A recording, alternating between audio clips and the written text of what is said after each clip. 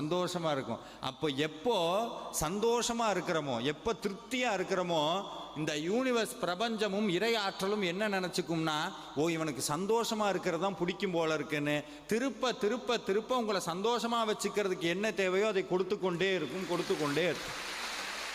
இந்த உணர்வை முருக பக்தி தான் கொடுக்கும். இந்த உணர்வை முருக பக்தி தான் கொடுக்கும். சாமி போனார், அருணகிரிநாதர் போனார், முருகப்பெருமான் அப்படியே போறார்.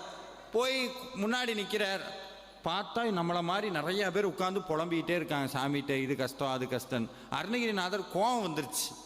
இவ்வளவு கஷ்டத்தில் ஏன் அவங்கள வைக்கிற?